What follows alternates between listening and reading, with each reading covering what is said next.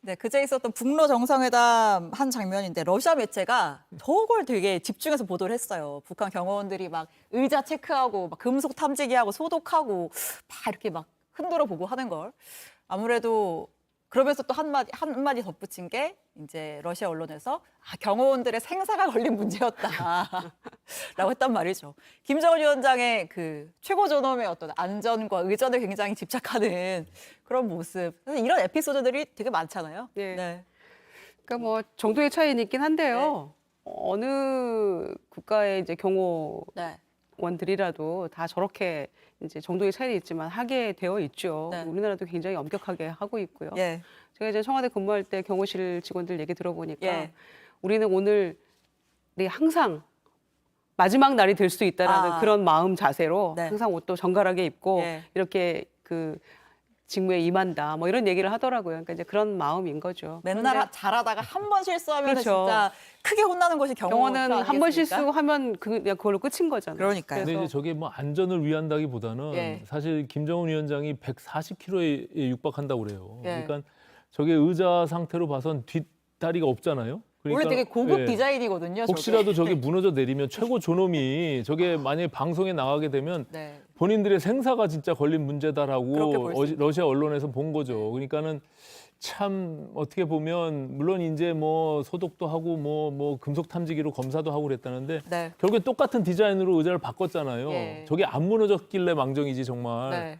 저게 주저앉았으면 네. 정말 그 경호원들은 정말 생사가 갈림길에 놓였을 것 같습니다. 예. 아니, 근데 결국 바꿨는데 같은 디자인이었어요. 네. 그런데 어떤 거는 조금 더 무게를 견디고 어떤 거는 덜 견디고 이랬을까요? 저는 좀 그 희한하긴 뒤에 하더라고요. 가서 앉아본 게 아닐까 네. 싶기도 하고 뭐 추정입니다만. 아니, 앉아보고 막 흔들어보고 그랬겠죠. 네, 안전하다라고 이제 확인을 하고 나서 아마 하지 이 행사가 않았을까. 이제 러시아에서 네. 정상회담이니까 저 정도에 그쳤지 아마 북한 내부에서 했으면 더 엄격하게 아마 그렇죠. 참석자들 관리했겠죠. 그리고 일단 저 장면이 생중계로 나오질 않았겠죠. 그렇죠. 예. 그러니까 이제 이 최고 존엄의 생체 정보 네. 이런 것도 굉장히 중시하잖아요. 예. 그때 2019년 베트남 기차로 갔을 때도 뭐 네. 김여정이 이렇게 잿더리 들고 있는 모습 우리가 기억하잖아요. 맞습니다. 그래서 관련된 정보들 굉장히 뭐 위험하게 뭐 이렇게 사용될 수 있기 때문에 네. 그런 것들 포함해서 아마 철저하게 관리할 텐데 러시아 입장에서는 모르겠어요. 러시아 경호원들은 뭐 외국에 나가면 네. 저 정도 관리 안 할까요? 예, 그걸 또 그쵸. 저렇게 어느 나라든 대통령 지켜보고 있다는 경호팀이라면 게 예. 서로 아마 비슷한 처지라고 생각해서 더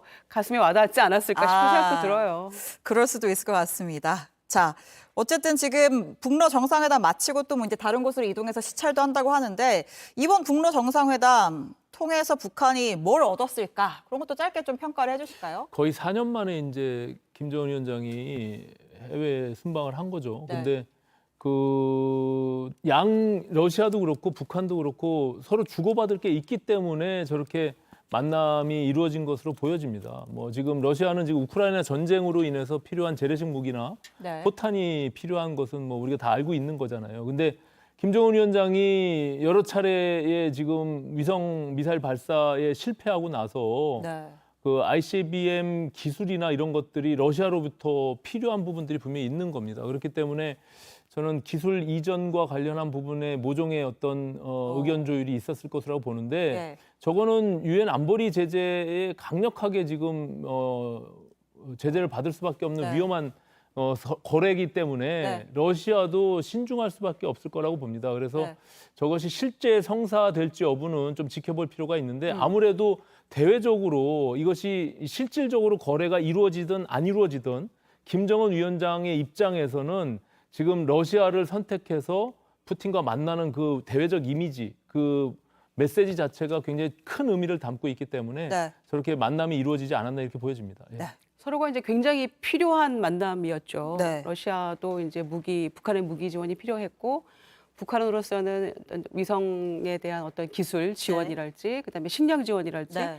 이런 것들이 굉장히 절실했기 때문에 이해관계가 딱 맞아 떨어졌다 이렇게 생각하고요. 다만 이제 우리 대한민국의 입장에서 굉장히 우려스러운 것은 한미일 그다음에 북중러로 대별되는 이 신냉전 시대에 우리나라가 좀 어떤 그 신냉전의 각축장으로 변한다면 굉장히 여러 가지 위험으로 갈 수밖에 없잖아요. 또 무기 지원을 통해서 우크라이나 전쟁이 길어지면 우리가 지난번에 경험했잖아요. 밀가루값 그냥 올라가가지고 예. 여러 가지 경제 여파 경제적으로 미치는 여파가 거. 크죠.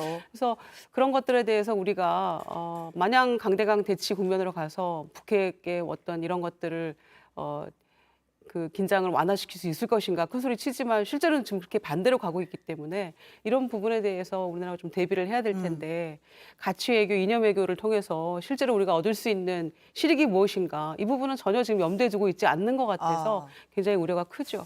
알겠습니다. 자, 뭐 3일 뒤에 또 윤석열 대통령 유엔 총회 참석하러 미국 가잖아요. 거기서 또 연설할 때 북한 관련 언급이 있을 것 같은데 그것도 좀 주목을 해봐야겠습니다.